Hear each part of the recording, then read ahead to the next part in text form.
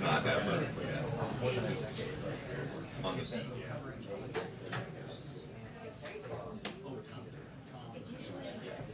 It will be when we're all can do things.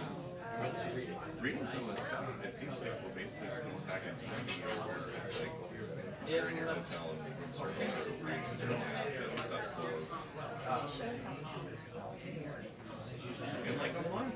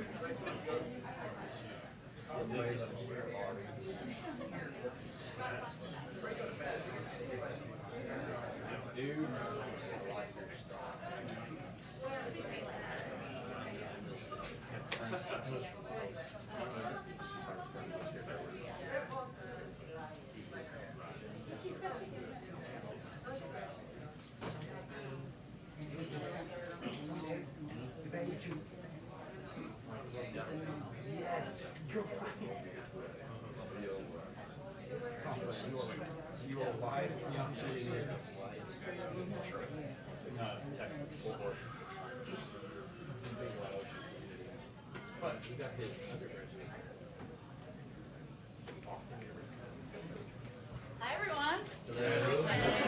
Happy Tuesday. So we have two very special guests with us again today. As you know, the Biden-Harris administration. I'm just going to let you all settle in here. Okay. All right. Great. Okay. So as you all know today, the Biden-Harris administration announced key findings from the reviews directed by the President's executive order on America's supply chains. The executive order, signed February 24th, directed a whole-of-government approach to assessing vulnerabilities in and strengthening the resilience of critical supply chains. So here to discuss the immediate actions we will be taking to promote economic security, national security, and create good-paying union jobs by strengthening American supply chains are repeat guests, back for the second time. They had so much fun the first time. Deputy Director of the National Economic Council, Samira Fazeli, and Senior Director of International Economics and Competitiveness at the NSC, Peter Harrell. Okay, thanks, Samira, for kicking us off. Thank you. Hi, everyone. Good afternoon. And thank you, Jen. It is good to be back here at the end of this whole of government review that we just undertook of America's supply chains following President Biden's direction back in February. We said from the beginning that our approach to supply chain policy needs to be an integral part of the president's overarching economic strategy to grow the economy from the bottom up and the middle out. We also said that we were not going to simply be writing reports in this 100 days, and that we're going to sit on a shelf. We were going to be taking action to address specific supply chain vulnerabilities. I think today's reports make both those things crystal clear. To achieve supply chain resiliency, we need to build back better by leveraging America's greatest strengths. First and foremost, American workers. Decades of focusing on labor as a cost to be managed and not an asset to be invested in have weakened our domestic supply chains, undermined wages and union density for workers, and also contributed to companies' challenges finding skilled talent. We must focus on creating pathways for all Americans to access well-paid jobs with a free and fair choice to join a union and bargain collectively. Second, our diversity. We need to unlock the full potential of the American people, including making economic opportunities available across our country and for women and for people of color. Third, our small businesses.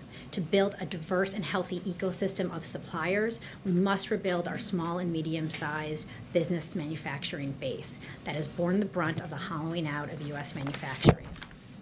Fourth, our alliances. We need to diversify our international suppliers and reduce geographic concentration risk. For too long, the U.S. has taken certain features of global markets, especially the fear that companies and capital are going to flee to wherever wages, taxes, and regulation are the lowest, as inevitable.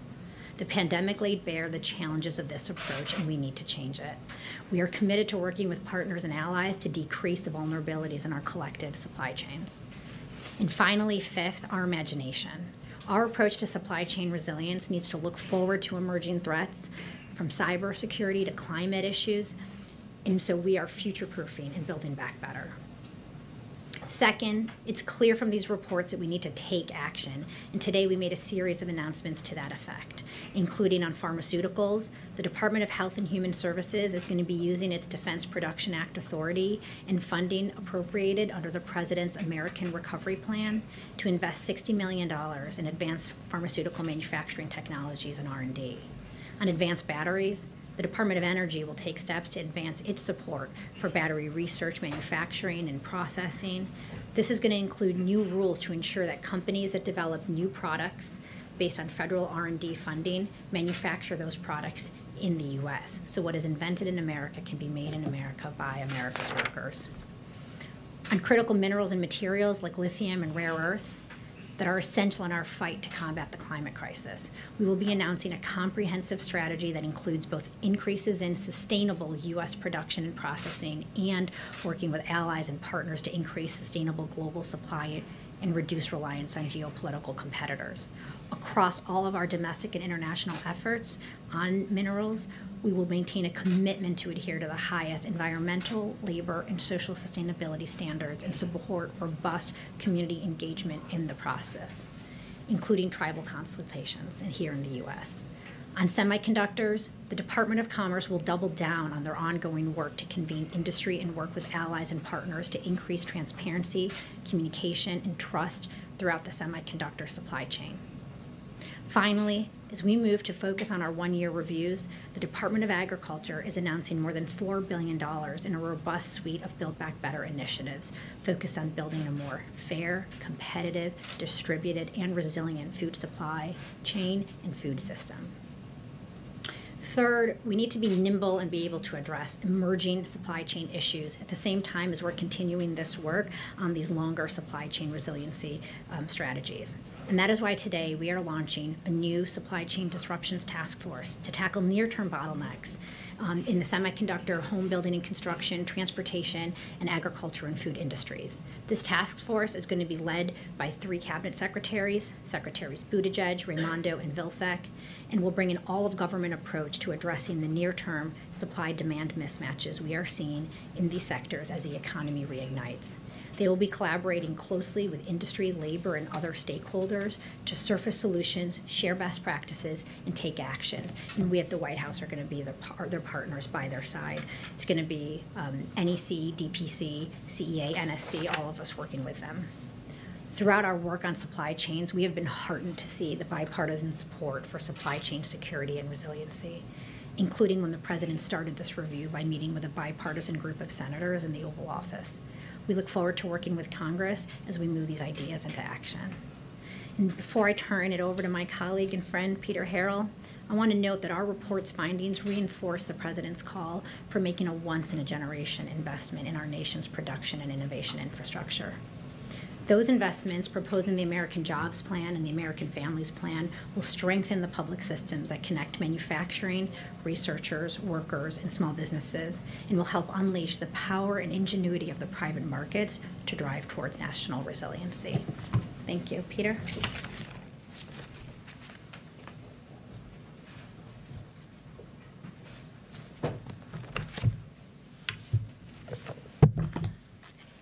Good afternoon.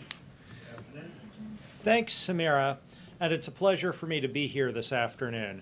This is a signature initiative for President Biden.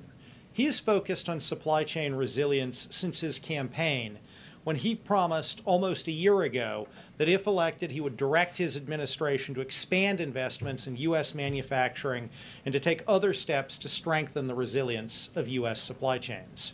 Earlier today, pursuant to Executive Order 14017, that President Biden signed in February, we released publicly 250 pages of reports assessing supply chain vulnerabilities and making recommendations, including immediate actions to address them.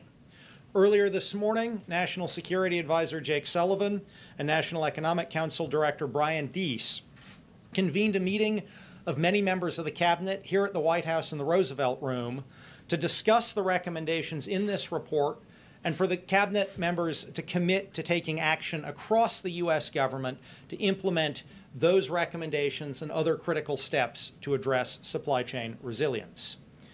While the President's supply chain initiative has identified a number of vulnerabilities, I want to stress that our work has also found that the United States is well positioned to rebuild our productive capacity in key sectors and to strengthen our innovative leadership.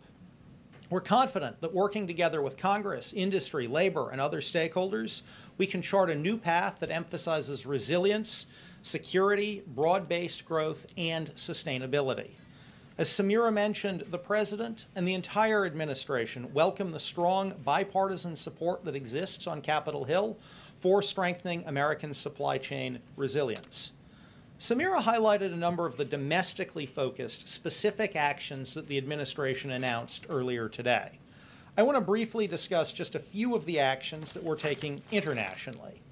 As Samira said, America's allies and partners are great strength of our nation, and we must work in partnership with them on supply chain resilience. We're announcing today a commitment from the U.S. Development Finance Corporation to increase high standards overseas investments in U.S. allies and partners and projects that strengthen supply chains. We're also asking the U.S. Export-Import Bank to develop a proposal for a new domestic finance window that would, if approved by Ex-Im's board, provide financing to build manufacturing facilities and infrastructure here in the U.S. that will support U.S. exports of critical products, which will help our allies and partners. We're going to be increasing our diplomatic work with our allies and partners on supply chain security. Supply chain security will feature prominently on the agenda for President Biden's trip to Europe starting later this week, including at the U.S.-EU Leaders Summit scheduled for early next week, and was already a major element of President Biden's summits earlier this spring with key U.S. allies in Asia. We're also recommending that President Biden host a global forum at the head of state level to convene key global leaders to strengthen supply chain cooperation. Finally, we know that as we strengthen cooperation with our allies and partners, we also have to push back against unfair trade practices by competitor nations that have hollowed out the U.S. industrial base and undermine our supply chain security. We're launching a U.S. trade representative-led supply chain trade strike force to identify unfair trade practices that undermine U.S. supply chains and to identify specific trade actions we can bring to combat those practices. We're also asking the Commerce Department to evaluate a Section 232 action on neodymium magnets, which are essential to motors and a range of defense and industrial applications, to identify tools to reduce our foreign dependency. This would demonstrate the type of targeted but tough action we expect the Trade Strike Force to deliver. I want to thank members of the Cabinet and their staff who contributed to these reports and actions. The initiative represents an immense amount of work, and we know we have much more in the weeks and months ahead. We'll be working to implement all of the recommendations summarized in the report and carrying forward the work to a second phase directed by EO 14017, which is already underway and consists of broad studies of the supply chain risks of 6 key industrial-based sectors. Those industrial-based sector supply chain reports will be due next February on the year mark of Executive Order 1417. It's been an honor for all of us to work on this initiative, and I'm sure we'll be talking about it with you regularly as our work goes forward. Thank you, and we look forward to a couple of questions. Okay. Go ahead, Phil. Thanks, Jen. I think probably for Samira, kind of flesh out a little bit the Supply Chain Disruptions Task Force. Obviously, you guys believe what's happening right now is transitory. These mismatches exist. They're creating near-term problems. Do you expect this task force to be coming up with ideas and proposals in real time? Are they reporting at a specific clip? Kind of how do you expect this to work to try and address these things that are problems right now? Yeah. Well, one, I want everyone to remember and recognize that these are kind of good problems to be having. At this time last year, we had bare grocery shelves and we had people going hungry. And thanks to the President's American Rescue Plan, we have people finally able to be out there moving again, visiting families this summer, and going out to eat. So these are good problems to be having and to be working on right now. We're thankful for that, and the success of our COVID vaccination strategy. But I think what you just saw us do right now is a 100-day sprint around 4 products. And when we say we're going to take sprints and take actions, we mean a sprint and we mean action.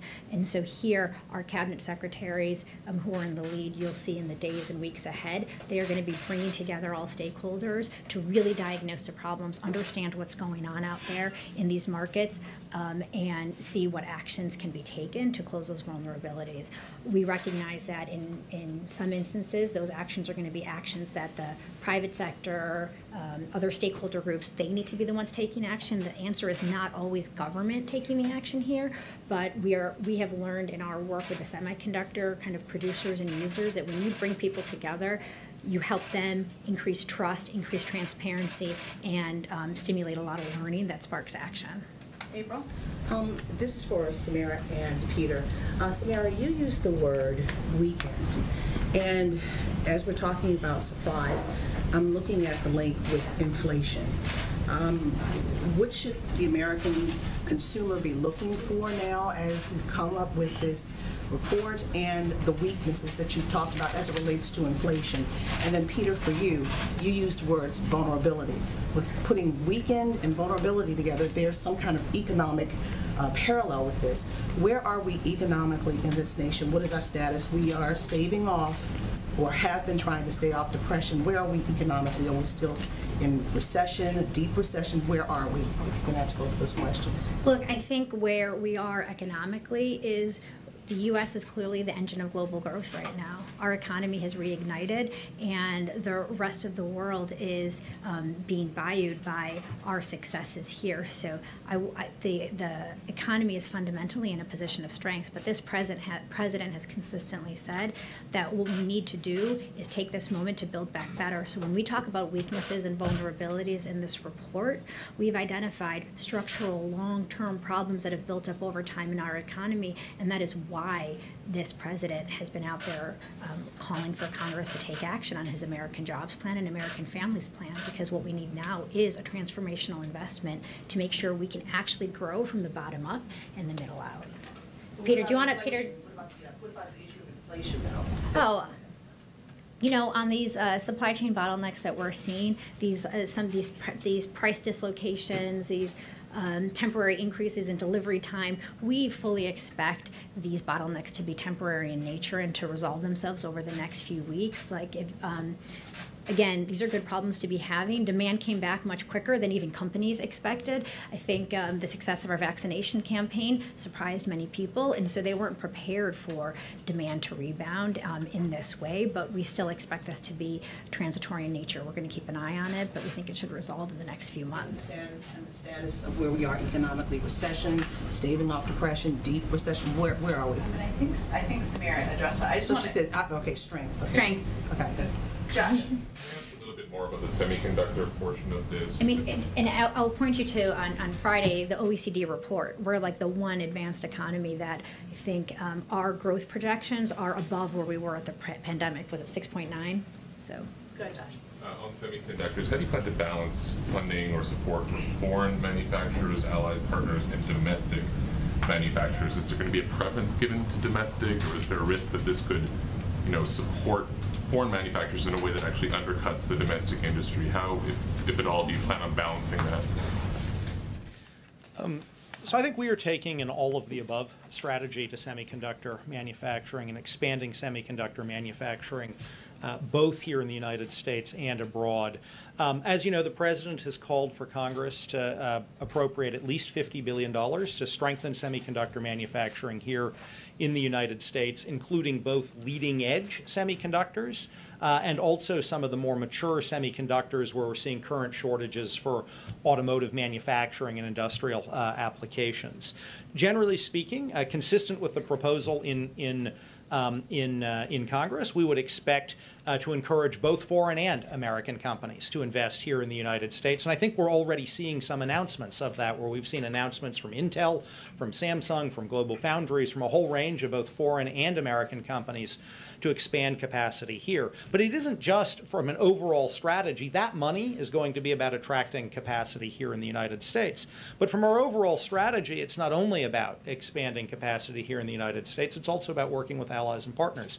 Yesterday, for example, Bosch, the major European automotive supplier, opened a new automotive semiconductor factory in Germany. That's going to help alleviate some of the global shortages we're seeing. So while that money is going to lead to greater production here in the United States, and we are expecting to see a major increase in production over the next couple of years, this is also an area where we see opportunities to work with allies and partners. You would treat an investment in the U.S. in a semiconductor plant equally, whether the investor was a foreign company or an American one? So we expect that the incentives will be available on a competitive basis to both foreign and American companies.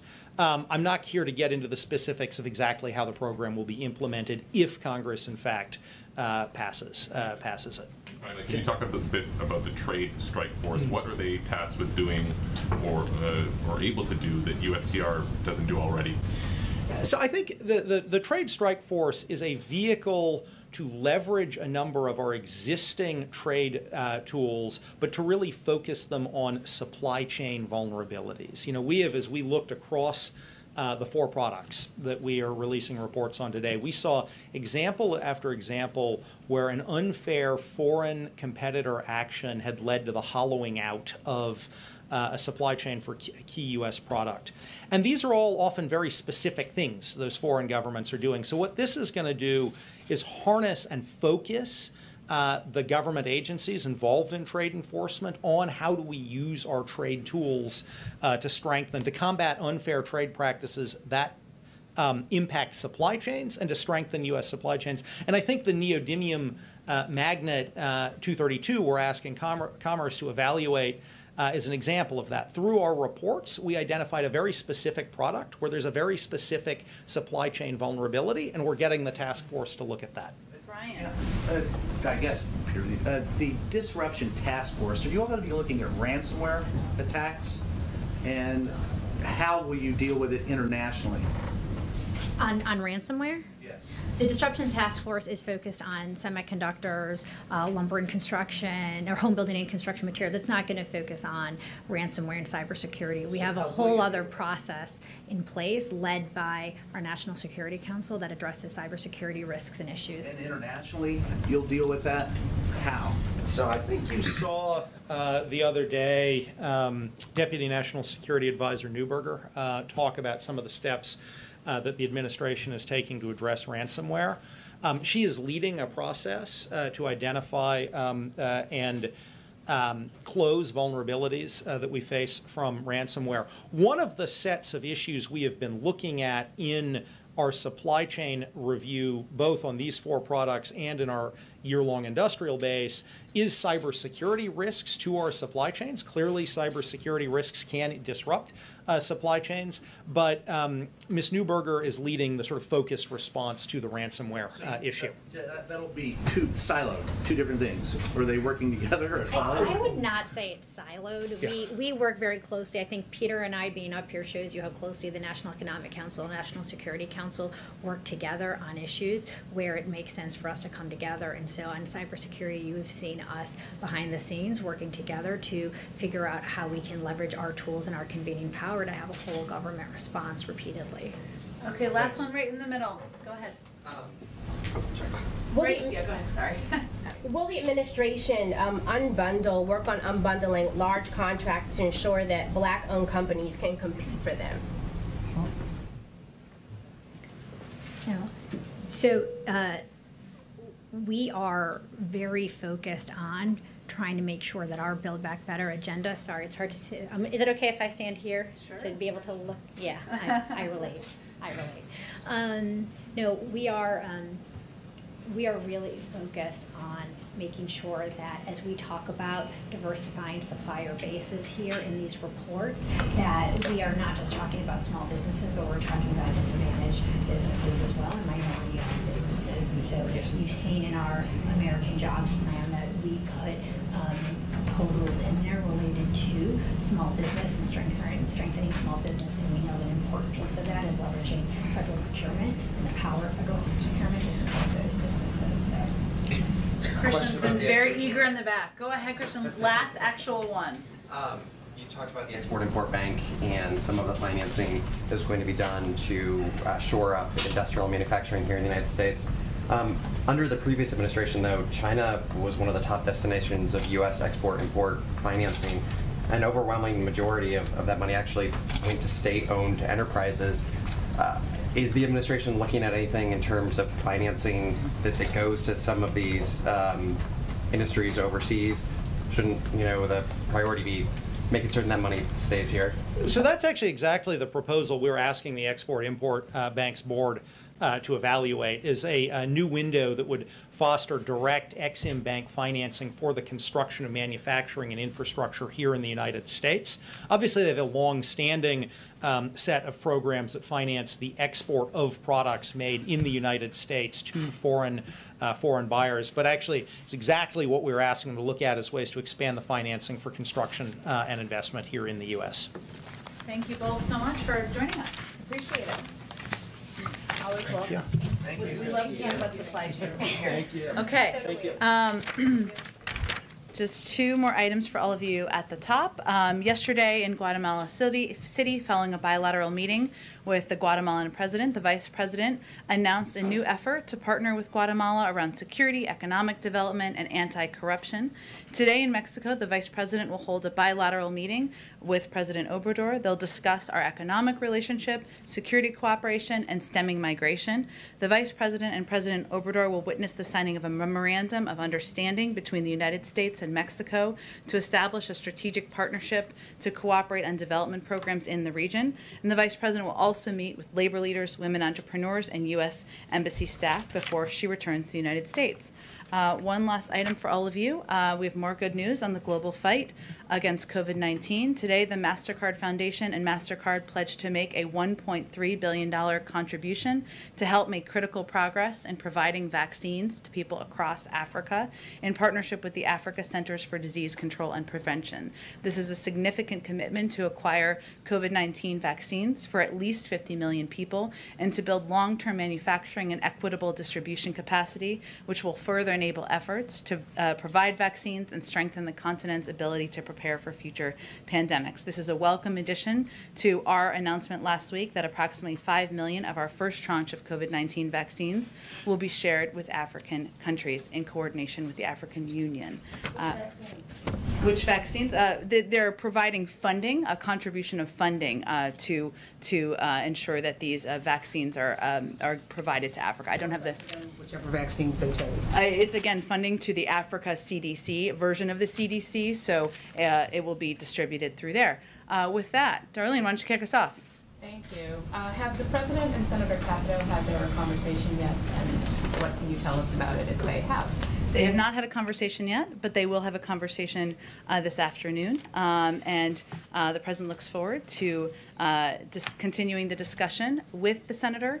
He appreciates her good faith engagement over the last few weeks. I would reiterate, as was noted in the statement we put out last week, that while the President came down by quite a bit in his proposal, from his initial proposal on the American Jobs Plan, the latest offer that we had seen from Senator Capito's group did not meet the essential needs of our country to restore roads and bridges, prepare us for a clean energy future, and create jobs. So today they'll have a discussion about what more there is to discuss, I guess, and what the path looks like forward. I will also note that the President will also speak with other senators this afternoon, still finalizing who those will be, and we'll have readouts of that as well, who have been engaged in discussions about a bipartisan infrastructure proposal, engaged with each other, so he'll have those discussions as well.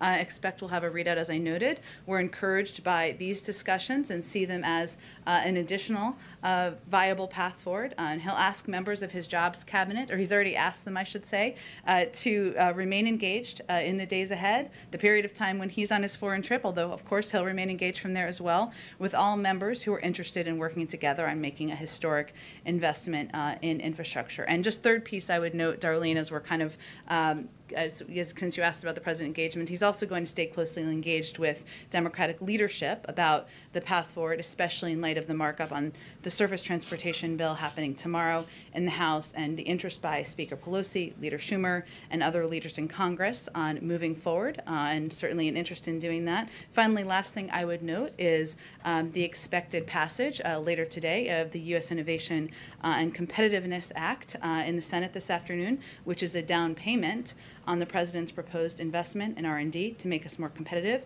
as well as the important work that Senator Wyden has undertaken on clean energy tax credits, a priority the president shares. So I would just note, as I've stated many times before in here, there are a number of paths for moving the president's bold ideas forward. We're moving on all of them full speed ahead. And one more question. Sure. Since the president is the head of the Democratic Party, would he support legislation that is now on the governor's desk in Nevada that would move Nevada to first place in the presidential primary process, up from third place? I certainly understand the interests, but I'm not going to weigh in on the order of presidential primary contests from here. Go ahead, Mary. On the infrastructure talk, Senator Capito has said she's not going to be coming to this conversation armed with a new offer. As you note, the president has rejected the Republicans' latest counteroffer. It doesn't seem that he's willing to come down any further. So are we at an impasse here? We certainly don't see it that way. He's looking forward to discussing the path forward with Senator Capito. He sees her as an important and viable partner as we look to how we're going to get his bold ideas signed into law. And again, I'd note that there's also Democrats and Republicans, as you have seen and many of you have reported on, who are discussing how they can work together on what a path forward would look like, where there might be more investment in clean energy jobs and might be a higher number than what we've seen by the proposals to date. So again, there are a lot of paths forward, and he looks forward to discussing what they look like with Senator Capito and others this afternoon. Is the president, though, willing to offer any other concessions in these negotiations, or is it safe to say that you view the ball as being in the Republicans' court here? Look, I think this is, as any negotiation is, it's about both sides looking to see how much they can come to the other side and how much you have to give. The president has come down by about $1 trillion. That's quite a bit. Obviously, we'd like to see more, but there are a number of opportunities and paths to have these discussions moving forward. I wonder just broadly, if you could explain a little bit more how the president has been preparing for this big trip tomorrow. How much time has he been spending in briefings? Just sort of how has he been getting ready for this upcoming? Well, first I will say that he's been getting ready for 50 years. He has been on the world stage. He's known a number of these leaders for decades, including President Putin and including a number of the leaders he'll see at NATO and he'll see at the G7. Now, this is an important opportunity for him to see them in person, and there's nothing like face-to-face engagement in diplomacy. And for him, somebody who, as you've seen, the fact that he's welcomed in Democrats and Republicans to the Oval Office, that's just an indication of how much he feels that format is effective. So he's been engaging with his team, talking about what bilateral conversations he'll be having, where there are opportunities, where there are moments to voice the United States concern where necessary. But again, he's got quite a several decades of experience to build on here. So he'll be relying on that during his trip. Go ahead, Phil. Secretary Granholm on Sunday said that it was frustrating that a pathway for a bipartisan deal hadn't come to fruition yet. Does the president share that frustration at this point? Well, I would say the president has a benefit of 36 years in the Senate, where he has seen that the sausage making is messy. It takes time. There are ups and downs in the roller coaster. We're right in the middle of the sausage making right now. And the president's view is that it's a good sign that there are several viable paths forward, that we are having good faith conversations, of course, with Democrats and our Democratic colleagues and partners, but also with a number of Republicans. That's a good sign. At the same time, the House is moving forward with marking up key components of the American Jobs Plan. So the fact is, this train is moving on several tracks. That's how we know these larger packages, larger proposals often move forward, and we're encouraged by the variety of options. And along the lines of the sausage making, given the scale of the president's ambitions with the proposals he's put on the table, is the real reason that he's still in bipartisan negotiations right now because moderate Democrats are saying we need to stay in bipartisan negotiations right now, or does he think something can come? The president wouldn't be spending his time engaging in hours of discussions with Republicans if he didn't think something could come from it. Now, we can't predict what the final outcome is, and we're keeping his only lines in the sand, as you know, Phil, are inaction and raising taxes on Americans making less than $400,000 a year. We know there are a lot of Democrats who are eager to move forward, as are we, but we think there are a lot of paths forward where it's worth continuing to pursue bipartisan discussion. Go ahead. Thank you. About the vice president's trip, why is it then that when the vice president is asked if she has plans to visit the border, she says we've been to the border, even though she has not as vice president? Well, as the vice president, she does speak for the actions of the people in the administration. She certainly helps oversee.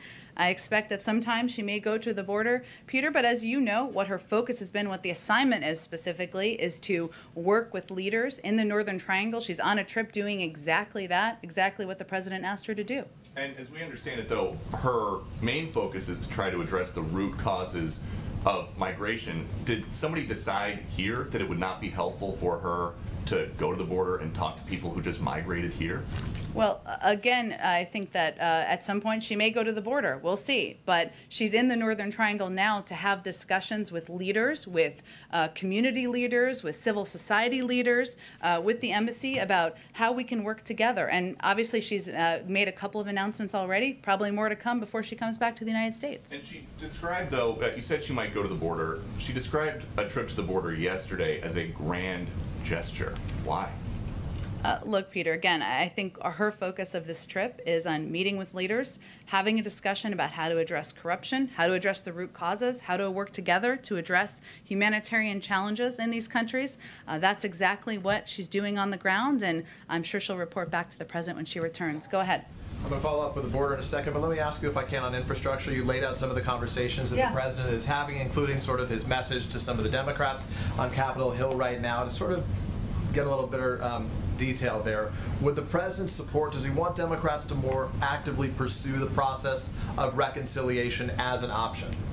Well, Peter, I would say that the Democrats are already moving forward on marking up components of the bill. And Democratic leadership has been clear that they want to move forward on infrastructure and making a historic investment in infrastructure. There'll be a discussion about the mechanics of that, over the course of the coming days, and we'll have more to read out once those discussions have been had. So we can't, in terms of like the time frame for those decisions to be made, obviously the message just Democrats is keep going and we might need you. Well, look, I think to be clear, the president's always going to continue to pursue opportunity to work with Republicans, regardless of what mechanics are moving forward in the House. He's going to keep pursuing those opportunities, and we fully expect that there will be several pathways that are moving on different channels as we look to how we're going to get this American Jobs Plan passed.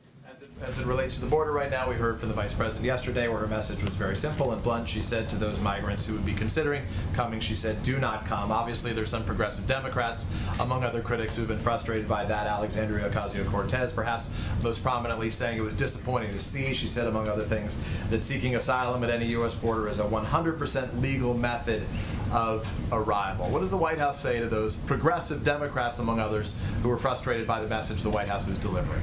Well, first, of course it is. And one of our focuses and the priorities of the president and the vice president is to improve asylum processing at the border, to work with a range of Democrats and hopefully Republicans, because in history it's been a bipartisan effort to get immigration reform passed, to ensure there's a more viable pathway to citizenship and a better processing at the border. What the vice president was simply conveying is that there's more work to be done, that we don't have these systems in place yet. It's still a dangerous journey, as we've said many times from here and from many forums before, and we need more time to get the work done to ensure that asylum processing is where it should be. Last question about the Senate report, bipartisan Senate report, as it relates to what happened on January 6th. Obviously, it addressed the security planning, the response failures. We know that that's held up on Capitol Hill right now. Your reaction to that, and what, if anything, more the White House can do as it relates to those security failures in terms of planning and the like? Well, first let me just reiterate that, of course, the events of January 6th were an assault on our democracy and the rule of law, and the president has been outspoken in calling for a full and independent investigation into what transpired. As it relates to the report, our team is currently reviewing the report and its findings to inform our ongoing efforts to ensure something like that could never happen again, and what role, of course, the federal government can play. There are many roles, as you know, that the report seems to surface on what officials on Capitol Hill could do, and we want to assess how we can be a good partner in this effort moving forward. I would also note that on his first full day in office, he asked his team to launch a review on how we can improve the federal government's response to the threat of domestic terrorism, something he also touched on when he was in Tulsa last week, and we'll be releasing that broader strategy soon as well. Go ahead, Sabrina. Thank you, Jen. The FDA has still not cleared the 60 million AstraZeneca doses that are part of the president's commitment to share 80 million doses overseas by the end of June. Is there any concern that the administration will not get that approval from the FDA in time? And if that were the case, will the U.S. then make up for those 60 million doses with other available vaccines in order to meet the president's deadline of the end of June? Right. Well, we, as you know, can't predict or expedite the timeline here. It's the FDA who will make that decision about when those doses will be approved, if and when they will be approved. We do remain committed to ensuring that we meet our commitment of 80 million doses, getting those out to the global community by the end of June, which is, again, 5 times more than any other country and 13% of our own supply. It's only June 8th, so we have quite a bit of time, but we remain committed to that. And obviously, if the FDA approves AstraZeneca doses, then that will be a component of that supply. And just as a polar question on behalf of our colleagues at the Canadian Press as well as Global News, on the timeline for reopening the U.S.-Canada border, Canada has said it will look to take a phased approach. Does the White House see an announcement happening in concert, or is the U.S. prepared to ease those restrictions on its own? Well, again, we would make a decision about the Canada border based on the guidance of our health and medical experts. And I'm sure that when that decision is made, we would communicate through diplomatic channels, but I don't have anything to predict about the timeline. Go ahead, Mara. Thank you. You've mentioned how long the president has spent in the Senate. He's talked himself about how timing and sequencing things are really key to presidential leadership. Does he have an objection to starting with H.R. 4 instead of H.R. 1? In other words, why not do the John Lewis Act first? I think he is quite open to what Democratic leadership feels is the viable path forward, and will work closely with them in coordination.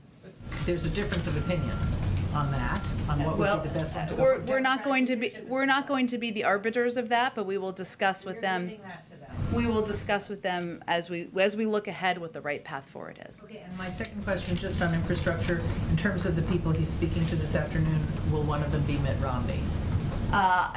We will give readouts of who he's spoken with once we've completed those calls, but I don't have anything to preview for you at this moment. Mitt Romney. Has he ever spoken to him in his life? It's a good question. He's spoken with a number of Republicans. As you know, we don't read them all out. I don't have anything to read out for you, but he has, obviously, in a different circumstances, had conversations. In terms of these different paths and different groups, this group that he's going to talk to this afternoon, is this the first time that he's starting to kind of reach out to them? He's been really focusing on Capito up until now. That's right. We've been engaged with a range of Democrats and Republicans, including members who have been in conversation through this group at a staff level. He's obviously had discussions with a number of them about how he moves his ideas forward. So I wouldn't make it as firm as a first time, but certainly discussing this as a viable path forward at his level at this point in the process, would be an indication of how we see this as a viable path. Go ahead, Trevor. Yeah, just to follow up on the question on voting rights, you said yesterday that we will stay lockstep with the Democratic leadership on that path forward. And what Pelosi said in her letter today is that the H.R. 4 is not going to be ready until the fall. So are you, and to focus effort on the Senate passing H.R. 1.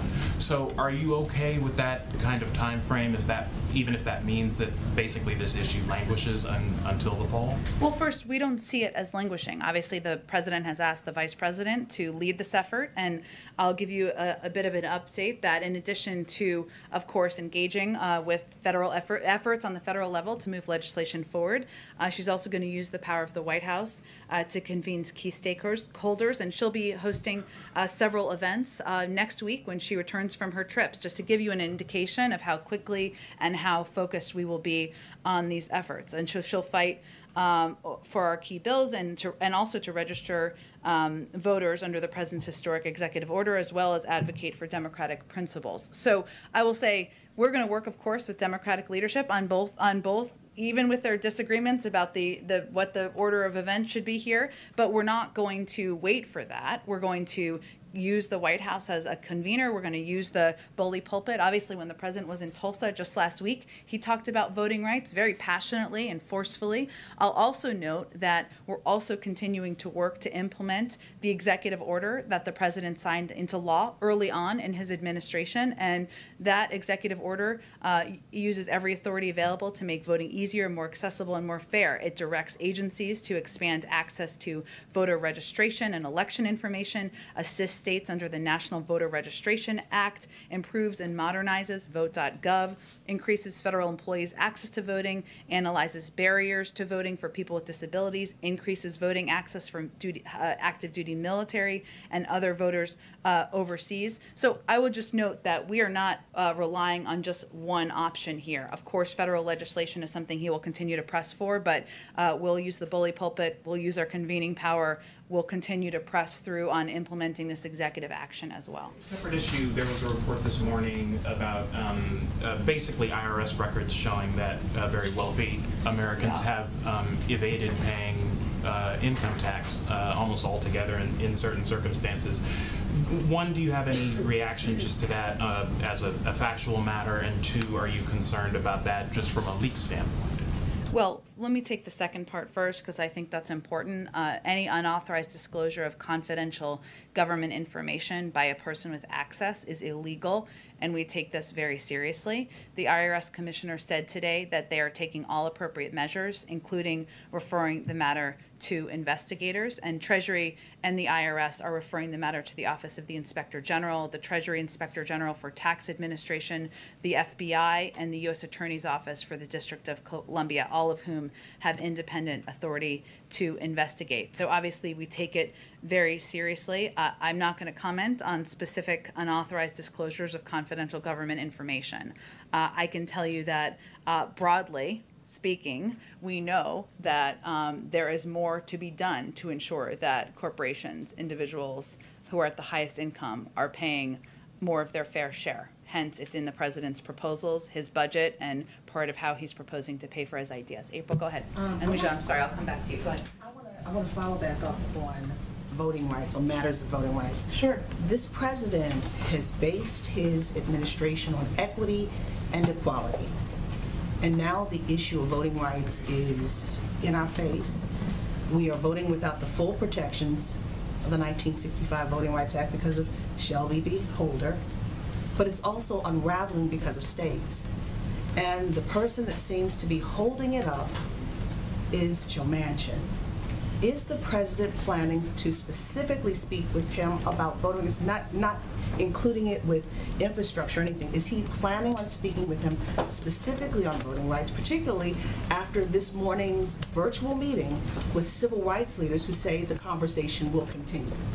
Well, first let me say that it was encouraging to see Senator Manchin meeting with civil rights groups today. The meeting shows that both are serious and recognize the importance of the issue. We certainly know the seriousness that many civil rights groups take with voting rights and the importance of moving this forward. And as indicated in both of their readouts, as you said, April, they will continue the discussion.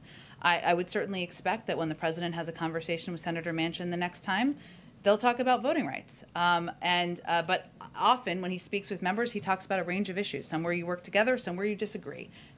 So, understanding the history of how presidents decide to lean in, he's got Vice President Harris putting this in her portfolio.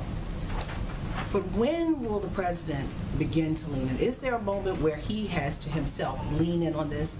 Because if it doesn't happen before the next elections, it looks like it could be a done deal.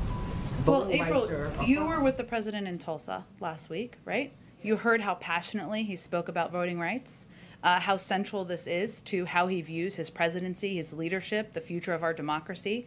I mean, that was central to the message he delivered in a speech that was widely covered, that was reflecting on a moment in history that hasn't been given the attention that it certainly deserves.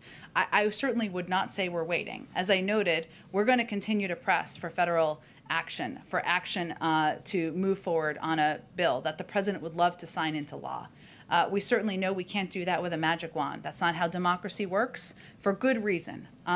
But the president also signed this executive action early on, a very expansive and powerful executive action, because he did not want to delay a moment in ensuring that we were taking more steps to assist states, to improve and modernize vote.gov, to increase federal employees' access to voting, to analyze barriers to voting for a range of people. And that was an action he took early on. We're continuing to implement now. And I'll also note that the vice president, asking his vice president, his partner, to play a role in leading this, something that she also asked for, just to be clear, asked to do, it sends a message about what a priority this is to the president. They have regular lunches. They engage. She's the first in the room and the last in the room. And she's going to not hesitate either, not delay either, I should say. When she comes back from her trip, she'll be convening people, and she will be elevating these issues as well from her platform.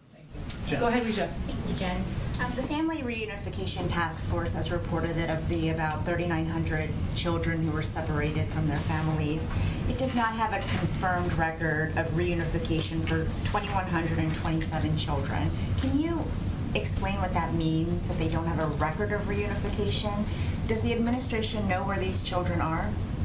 Well, first, as you know, Weija, from covering this, and I know a number of others have, one of the challenges that we walked into is the lack of data. And that we knew that would take some time to ensure that we were handling the data and handling the reunification process as carefully as possible. I would note that through the support of NGOs, 1,779 children were reunified with their parents in the United States under past court orders. Over the last 30 days, through the task force and NGO coordination, 7 additional children were reunited with their parents, bringing the total number of reunified children to 1,786. In terms of where we go from here, I mean, I would certainly point you to the task force for what their terminology means. We know there's a challenge with data, a challenge with matching that to what we have access to. But beyond that, I would certainly point you to the Department of Homeland Security. So you don't know if the administration is aware of where these children are? That's not what I said. What I said was the Department of Homeland Security oversees the task force, and I would certainly point you to them to give you more of a clear definition of exactly what they mean by mismatched data, so you have all the information you're looking for. Thank you. And one more on the Justice Department. President Biden has accused his predecessor of using it as his own personal law firm. Is he disappointed that the DOJ is siding with Trump in his claim that he can't be sued for defamation for remarks that he made about an alleged rape case? Well, first let me say that the president strongly believes in the independence of the Department of Justice. We were not consulted, the White House was not consulted, I should say more specifically, by the Department of Justice on the decision to file this brief or its contents. So does he believe that that independence still exists, even though the DOJ is defending the former president? I'm not sure what you mean by your question. Does he believe that the DOJ defending the former president in this case still maintains that independence between the executive branch and the I think what I was referring to is allowing for the Department of Justice to make decisions and announcements about ongoing court filings and legal action. So independence as it relates to how this president views and approaches the Department of Justice. Does it upset him?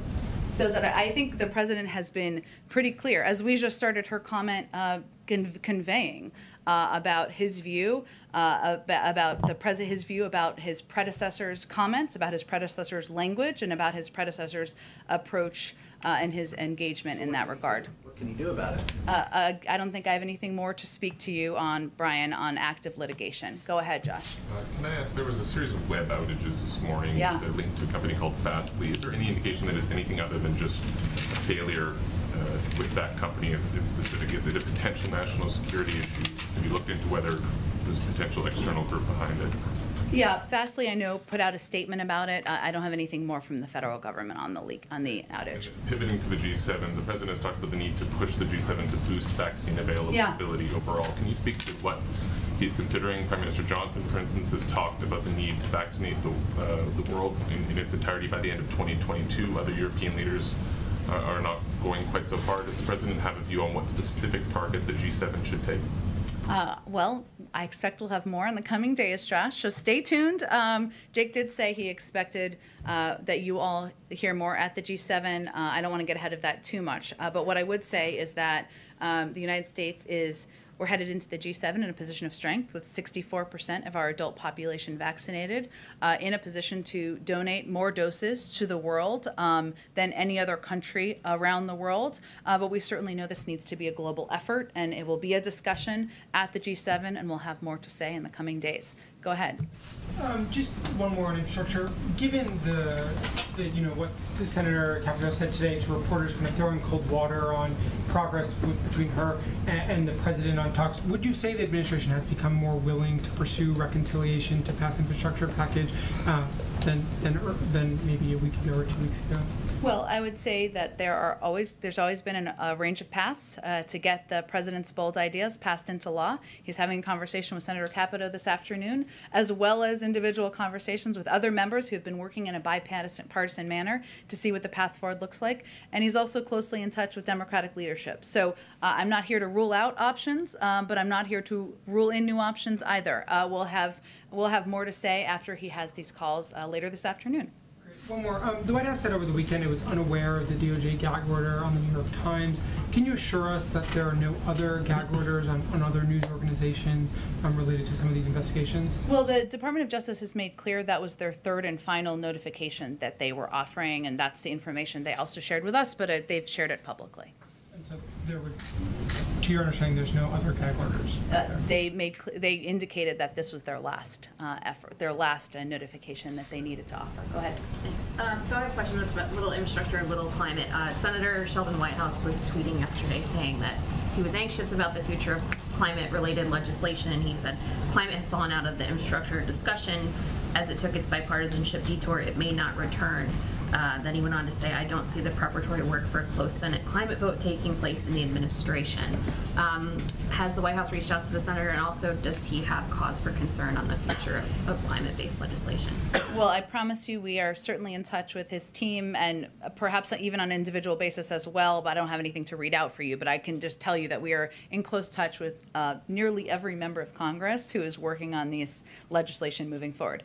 I will say that what I would point out to you is that one of the pieces we conveyed when we put out a statement last night, not accept the offer that was put out by Senator Capito and her group, even though those conversations are happening in good faith, was the fact that it didn't do enough to invest in our clean energy future. And there are areas of effort that are moving forward. I mentioned Senator Wyden's effort to move forward on clean energy tax credits.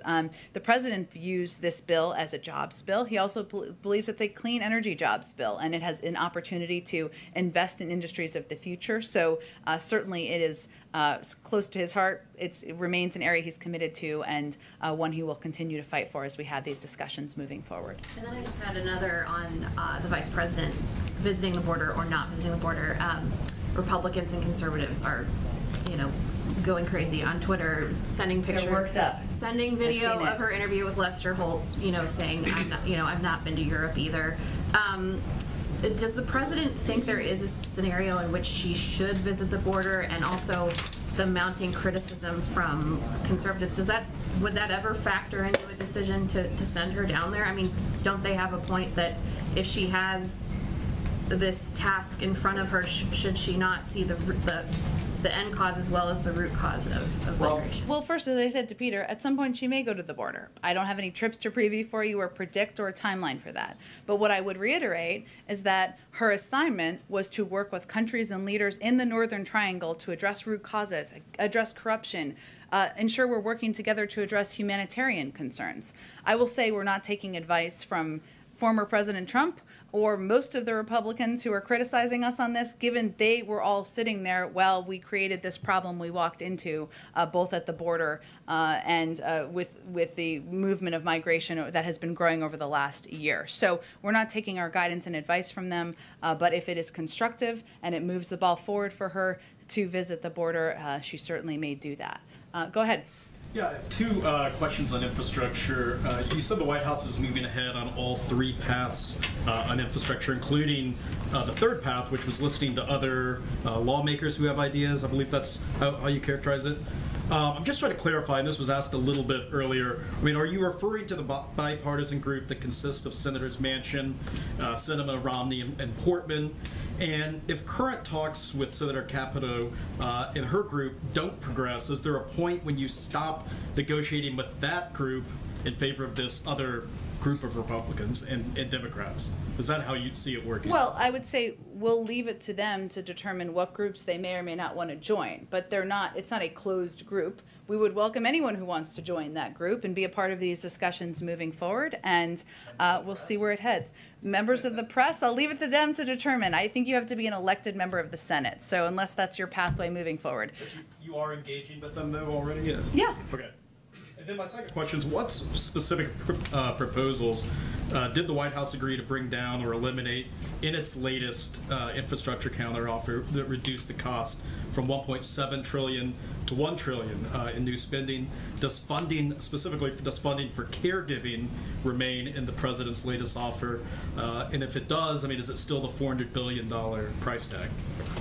Caregiving remains a huge priority, investing in caregiving to the president. I'm not going to outline any more specific details other than to convey that it's an area he continues to fight for, to advocate for, and one that he'd like to be signed into law as part of a package moving forward. But does that mean it's not part of what you're negotiating right now with Republicans? No, that's not what I said. I don't have any more details to outline for you. Go ahead.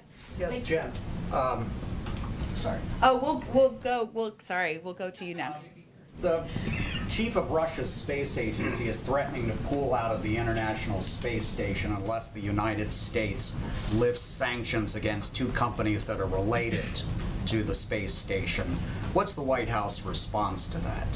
It's a really interesting question, and I didn't know much about it before you asked this question, so I'll probably have to talk to our national security team. I will say that working together on issues of space and issues related to space is one area we have worked together historically with the Russians on, and I'd have to dig more into what those sanctions are for. I'm not aware of a consideration of that, but I'll check with our national security team. Go ahead, Yamiche. Thanks so much, Jen. A follow-up to Leja's question.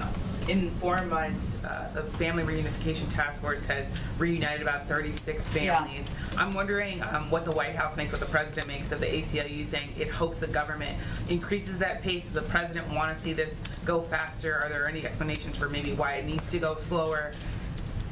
We certainly do, as I think any member of the Family Reunification Task Force would want to as well. And one of the challenges has been what we walked into, which was a lack of data or tracking for a number of these kids that were separated from their parents when they came across the border over the last few years. That's a huge data challenge. We're not going to reconnect them with families where it's not properly verified, right? Because we know there's a history over the last several years of, kids being connected with individuals who had malintent. So that's a factor, Yamiche. We wish, of course, everybody wants it to go faster. Everybody wants, in this administration, everybody wants these kids to be reunified with their family members and with verified family members. But, we're working with a challenging issue related to data that we knew would be the case from the beginning. That pace is going to be the pace, or do you think it will get quicker? I would certainly point to them, the members of the task force and the Department of Homeland Security, who are much more in depth about where the status is, where the challenges are, and what the holdups are. And we can certainly invite one of them to come and speak to you at the appropriate time as well. I know there's the COVID task force, but in some ways, when you look at southern states, they are lagging particularly when it comes to vaccination rates. I wonder if the president has any sort of plan specifically targeted to southern states, and whether or not that will impact whether or not he moves back the 70% goal that he set for July 4th.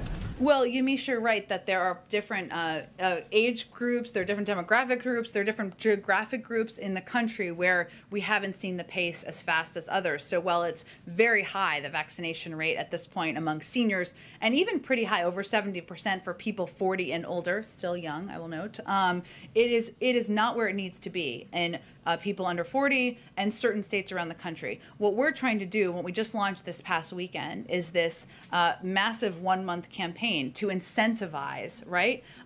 People getting vaccinated. We're working with the private sector. We're going to barbershops. We're working with, donuts and beer and all sorts of incentives to get young people and people vaccinated who have been either hesitant, resistant, or just didn't want to take the step to get vaccinated. We're going to continue charging through the finish line in pursuit of our 70% goal. We've seen 13 states meet that goal. It's ultimately up to some these states and some individuals to get vaccinated to meet it in a state-by-state basis. And one last question. There are some progressives who are calling Joe Manchin, Senator Manchin, the new Mitch McConnell, saying he's an obstructionist, saying that he's standing in the way of the Biden agenda. I wonder what the president makes of that. Is he worried about progressive alienating Senator Manchin, or does he agree with some of the things that they're saying about standing in the way of his agenda? Look, I think we're gonna leave the name calling to others. The president considers Senator Manchin a friend. He disagrees with him on voting rights and the bill that the senator has expressed he won't support. The president will continue to advocate for the importance of that moving forward, and the reasons why that it's important and vital for our democracy.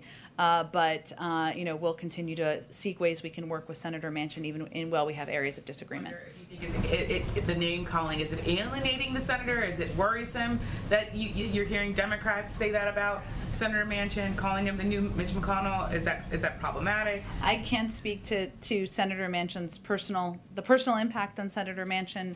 He's obviously proud of his independent streak. He's spoken to that, including in an op-ed piece this weekend. We also understand the passion that many feel for voting rights, for the importance of making voting easier, more accessible. We share that passion, so we understand that manifests itself in lots of ways. But I'd point you to Senator Manchin if he has feelings hurt. I suspect he has a stronger backbone than that. But thank you everyone so much. Look forward to, I guess I won't see you for a while. Those of you coming on the trip, we'll see you on the trip. See you there. Thanks everyone. Good trip, safe trip. Thank you. Perfect.